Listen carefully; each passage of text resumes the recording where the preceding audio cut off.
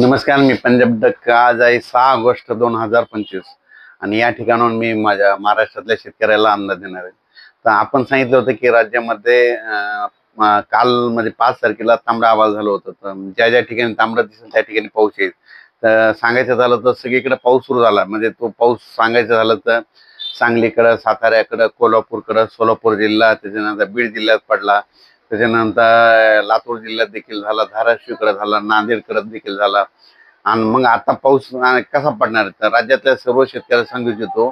म्हणजे उद्या, आता आज आहे 6 ऑगस्ट 2025, 7 तारखेपासून ते जवळपास 7, 8, 9, 10, 11 तारखेपर्यंत राज्यात म्हणजे पूर्व विदर्भ, पश्चिम विदर्भ, दक्षिण महाराष्ट्र, उत्तर महाराष्ट्र, कोकणपट्टी, खानदेश ह्या भागामध्ये पाऊस पडणार आहे. पण हे थोडा कमी प्रमाणात राहणार आहे. आणि जे याच्यानंतर जे येणार आहे 13 ते 14 ऑगस्ट ते 18 ऑगस्टच्या दरम्यान, ते मात्र खूप मोठा पाऊस पडणार आहे. त्याच्यामध्ये ओढे नाले वाहणार आहे, पूर परिस्थिती निर्माण होणार पाऊस ते मध्ये 14 ते 18 ऑगस्टच्या दरम्यान राहणार आहे. म्हणून हा अंदाज लक्षात येतो. पण राज्यात सांगायचं झालं तर आज आहे 6 ऑगस्टला, म्हणजे सांगायचं झालं तर यवतमाळ जिल्हा, हिंगोली जिल्हा, त्याच्यानंतर वाशिम जिल्हा, त्याच्यानंतर इकडं अकोला जिल्हा, त्याच्यानंतर परभणी जिल्हा, त्याच्यानंतर जालना जिल्हा, संभाजीनगर, त्याच्यानंतर लातूर, धाराशिव, बीड, नांदेड, इकडं अहिल्यानगरचा काही भाग, सातारा, सांगली, सोलापूर, या 6 तारखेला रात्रीपर्यंत बऱ्याच ठिकाणी पाऊस येणार आहे. म्हणून हा अंदाज लक्षात येतो. 7, 8, 9ला परत याची व्याप्ती वाढत जाणार आहे.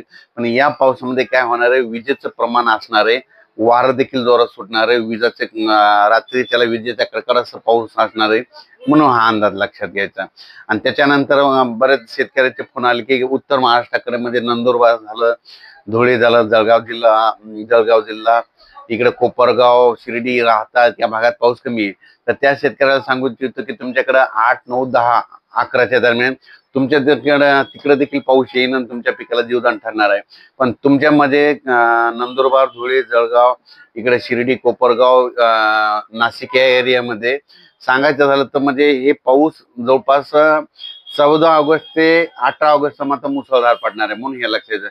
हे मात्र आता जे उद्याचा पडणार आहे समजा 7, 8, 9, 10, 11चा, हे फक्त तुम्हाला पिकाला शेतातून पाणी बाहेर निघेल, पिकाला जीवदान ठरणारा पाऊस पडणार आहे. म्हणून हा अंदाज लक्षात घ्यायचा. आणि कोकणातला पाऊस कायम राहणार आहे, म्हणून हे देखील लक्षात घ्यायचं.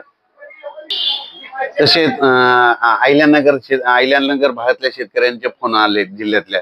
तर त्या शेतकऱ्याला सांगू इच्छितो की आज तुमच्या तिकडे म्हणजे म्हणजे आज 6 तारखेला तुमच्या इकडे मध्यरात्रीच्याला तुमच्या भागाकडे देखील पाऊस येणार आहे. म्हणून हे अंदाज लक्षात येतात. म्हणजे अहिल्यानगर मध्ये सांगायचं झालं तर आता शिर्डी, संगमनेर, कोपरगाव, नेवासा, त्याच्यानंतर पैठण हे भाग, तिकडे देखील हे पाऊस येणार आहे. म्हणून हे लक्षात येतं. म्हणजे आज मध्यरात्री उद्या त्याला तुमच्या इकडे देखील पावसाची हजेरी लागणार आहे. म्हणून हे लक्षात येतं. त्याच्यानंतर काय झालं की काही शेतकऱ्याचे म्हणजे इकडं घाटाच्या खाली म्हणजे जळगाव, जामोद, त्या घाटाच्या खालच्या शेतकऱ्याचे फोन आले की जळगाव, जामोद तिकडे पाऊस येईल का. तर त्यांना सांगू इच्छितो आज देखील तुमच्या भागामध्ये रात्रीच्याला थोडंफार प्रमाणात तुमच्या भागात देखील आज काही काही भागामध्ये पावसाचं आगमन होणार आहे. म्हणून हे लक्षात येतं.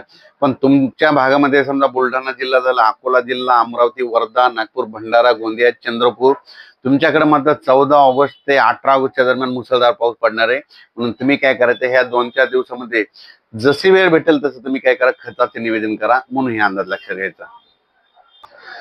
तसेच हा पाऊस मध्ये कर्नाटकमध्ये, तेलंगणामध्ये, आंध्र प्रदेश, केरळकडे जास्त असल्यामुळं जे सीमालगतचे भाग आहे म्हणजे सांगली, त्याच्यानंतर सोलापूर जिल्हा, धाराशिव जिल्हा, लातूर जिल्हा, मग त्याच्यामध्ये बसव कल्याण, त्याच्यानंतर देवणी, अक्कलकोट ह्या भागामध्ये जरा पावसाचं जरा झुकतं माप राहणार आहे.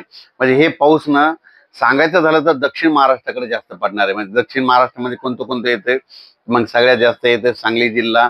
महाराष्ट्राच्या दक्षिण भागाकडे हे पाऊस जास्त पडणार आहे. म्हणजे दक्षिण महाराष्ट्र, दक्षिण भाग म्हणजे मग सांगली जिल्हा झालं, त्याच्यानंतर अहिल्यानगर, दोनचा ते परिसर, कडाष्टी, बीड जिल्हा, त्याच्यानंतर धाराशिव, त्याच्यानंतर लातूर जिल्हा, परभणी जिल्हा, नांदेड जिल्हा, जालना जिल्हा, संभाजीनगर, हिंगोली, वाशिम, नांदेड ह्या पट्ट्यामध्ये जरा ह्या 4 दिवसाचा पाऊस मात्र खूप पडणार आहे. म्हणजे जोराचा पाऊस पडणार आहे, शेतातून नेमकं पाणी बाहेर निघणार आहे असा पाऊस पडणार आहे. म्हणून हे अंदाज लक्षात घ्यायचा.